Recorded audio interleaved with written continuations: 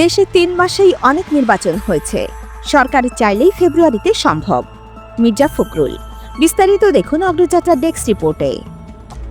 ফেব্রুয়ারিতে নির্বাচন নিয়ে দেশের মানুষ সংশয়ে আছে বলে মন্তব্য করেছেন বিএনপি মহাসচিব মির্জা ফখরুল ইসলাম আলমগীর। বিএনপি মহাসচিব বলেন, সরকার চাইলেই ফেব্রুয়ারিতে নির্বাচন আয়োজন সম্ভব। আস্থা অর্জনে অন্তর্বর্তী সরকারকে আরও কার্যকর উদ্যোগ নিতে হবে। জাতিসংঘ সাধারণ পরিষদের অধিবেশনে যোগ দিতে যুক্তরাষ্ট্রে অবস্থান করছেন বিএনপি মহাসচিব মির্জা ফখরুল ইসলাম আলমগীর। প্রধান উপদেষ্টা সফর সঙ্গী হয়ে তিনি নিউ ইয়র্কে যান। নির্বাচন নিয়ে আলোচনায় মির্জা ফখরুল বলেন, প্রায় 2 দশক ধরে দেশের জনগণ ভোটাধিকার প্রয়োগ করতে পারেনি। পতিত শেখ হাসিনা সুষ্ঠু নির্বাচন হতে দেয়নি।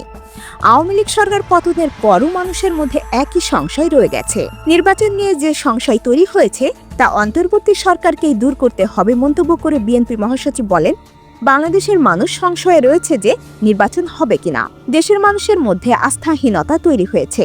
বাংলাদেশে 3 মাসেই অনেক নির্বাচন হয়েছে। নির্বাচনটা সমস্যা না।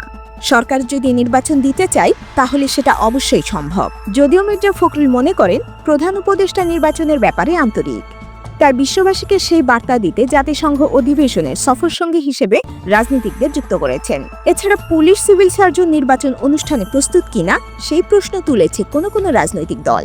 তবে এগুলোকে বড় সমস্যা মনে করেন না বিএনপি মহাসচিব। দেশের মানুষ নির্বাচনমুখী দাবি করে ভোট আয়োজনে সরকারকে মনোনিবেশ করার তাগিদ দেন মির্জা ফখরুল ইসলাম আলমগীর।